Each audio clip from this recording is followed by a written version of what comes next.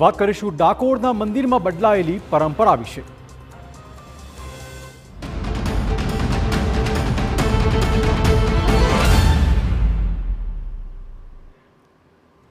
યાત્રાધામ ડાકોરની વાત છે કે જ્યાં સદીઓ જૂની પરંપરા બદલાઈ ચૂકી છે। જો કે હવે આ મુદ્દે વિવાદ પણ શરૂ થઈ ગયો છે। ટ્રસ્ટનો દાવો એ પ્રકારનો સામે આવ્યો છે કે ઠાકોરજીને નુકસાન ન થાય તે માટે નવો નિયમ બનાવાયો છે। જો કે સેવકો આ વાત સ્વીકારવા તૈયાર જ નથી। જો કે વિવાદ છતાં ઠાકોરજીની નવી પરંપરા પ્રમાણેની આરતીની શરૂઆત પણ થઈ ગઈ છે।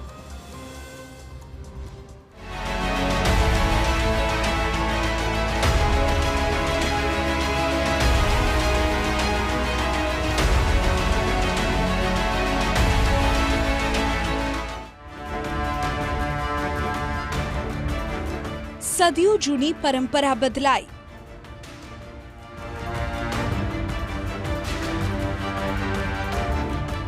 પહેલીવાર સિંહાસનની નીચે ઉતારાઈ આરતી।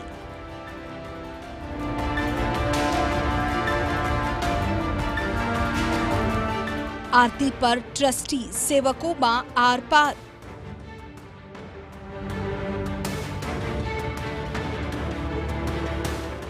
આખરે કેમ બદલાઈ સદીઓ જૂની પરંપરા?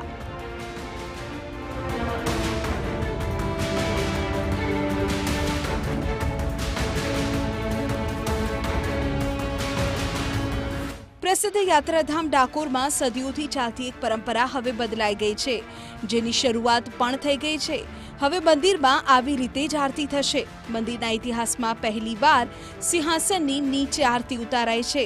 પ્રચલિત પરંપરાથી વિરુદ્ધ નીચે ઊભા રહી આરતી ઉતારાઈ। વારાદારીને સિંહાસન કે તેના પાટિયા પર ન ઊભા રહેવાનો આદેશ આપવામાં આવ્યો છે। જુઓ પહેલા કેવી રીતે મંદિરમાં આરતી થતી હતી અને હવે કેવી રીતે આરતી થશે।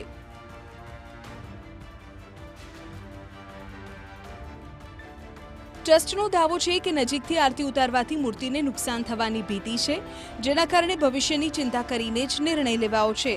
સૌથી પહેલા સાંભળો મંદિરના ટ્રસ્ટી શું કહી રહ્યા છે। ડાકોર ટેમ્પલ કમિટીની સ્કીમ રૂલ 3043માં લખેલું છે કે ખેડાવાડ ને શ્રીગોળે આરતી ઉતારવાની છે, ઠાકોરજીની સેવા પૂજા કરવાની છે। પણ સ્કીમમાં એવું નથી લખ્યું કે આ વારાદારીઓ સિંહાસન પર ઊભા રહી અને આરતી ઉતારવાની, ઠાકોરજી સન્મુખ ઉતારવાની, એટલે નીચે ઉતરીને આરતી ઉતારવાની। કયા એવા કારણો હતા કે જેના કારણે આ નિર્ણય લેવાની ફરજ પડી?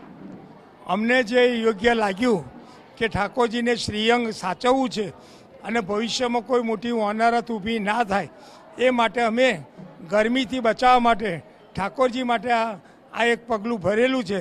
અને વારાદારીઓ જે દિન પ્રતિદિન આવે છે એ ઘણી લાંબી આરતી કરે છે, જેને કારણે કોઈ આગળ જતાં કોઈ અનિચ્છનીય બનાવ ન બને તે માટે આ પગલું ભરેલું છે।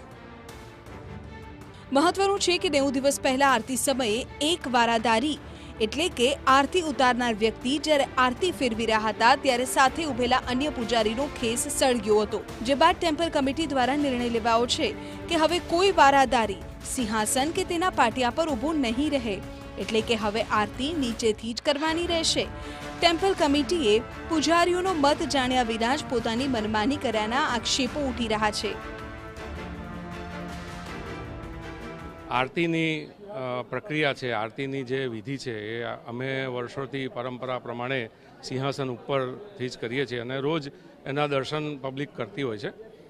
એ જગ્યા છોડીને અમને નીચેથી આરતી કરાવવા માટે જણાવવામાં આવ્યું અને એ જે ઠરાવ કરેલો છે એ ઠરાવ કમિટીએ પોતાની રીતે કરેલો છે અને ડિસ્ટ્રિક્ટ કોર્ટમાં ક્યાંય મંજૂરી કરાવી નથી। અમને જે કોપી મળી છે એમાં એવું કાંઈ ઉલ્લેખ નથી। અમારો જે હક્કો છે ઠાકોરજીની સેવા અને મર્યાદા છે એની જાળવણી કરે અને વૈષ્ણવોને સરસ દર્શન થાય અને અમે એમાં પૂરેપૂરો સહયોગ આપીએ જ છીએ। કમિટીના નિર્ણયથી વૈષ્ણવ ભક્તોમાં પણ આક્રોશ છે। બીજી તરફ સમગ્ર ઘટનામાં આરતી સમયે ચુસ્ત પોલીસ બંદોબસ્ત ગોઠવાતા સેવકોમાં પણ નારાજગી જોવા મળી। તેમનો આરોપ છે કે તેઓ જાણે કોઈ ગુનેગાર હોય તે પ્રકારે તેમની સાથે વર્તન કરાયું। અમે કોઈ ગુનેગાર વ્યક્તિઓ હોઈએ એવું આજે અમને લાગણી અમારી એવી લાગી। પોલીસ પ્રોટેક્શન માગ્યું હતું, કમિટીએ અને અમે લોકો જાણે કોઈ અહીંયાથી કંઈ એવી ગુનાહિત પ્રવૃત્તિ આચરવાના હોય એવું કમિટીને લાગ્યું, જે અમારા માટે ખરેખર ખૂબ લાગણી દુભાવવાની એક વાત છે. બીજી તરફ મંદિર કમિટીનો દાવો છે કે પહેલા આરતી સિંહાસન ઉપરથી ઉતારવામાં આવતી હોય, ભાવિક ભક્તોને ભગવાનના પૂર્ણ દર્શન નહોતા થતા. હજારો ભક્તોની વિનંતી હતી કે જો આરતી સિંહાસન પરથી ન થાય તો ભગવાનના દર્શન થઈ શકે, અને આ નિર્ણયથી ઠાકોરજીની સેવા પ્રણાલીમાં કોઈ જ ફરક નથી પડતો. જેમને મીડિયામાં આવવાનો શોખ છે તે જ આવા વિરોધ કરે છે. સેવક વારાદારીનો વિરોધ એટલે કે જેમને મીડિયા સામે રહેવાનો, પોતે પિક્ચરમાં આવવાનો જેને શોખ છે એ લોકોને આનો વિરોધ થવાનો છે. કારણ કે ઇન્ટરનેશનલ લેવલે પ્રસારિત થતું થઈ ગયું છે. ઇન્ટરનેટ મારફતે આપણે મંદિર લાઈવ દર્શન કરાવે છે, અને એને લીધે થઈને પણ જો નીચે આવીને આરતી કરે તો એ મીડિયા સમક્ષ ના આવી શકે, એટલે એમનું દુઃખ થતું હોય એટલે વિરોધ કરતો હોય. બાકી ઠાકોરજીની પ્રણાલિકા અને વૈષ્ણવના હિતાર્થે જે નિર્ણય લેવો છે બહુ સારો છે.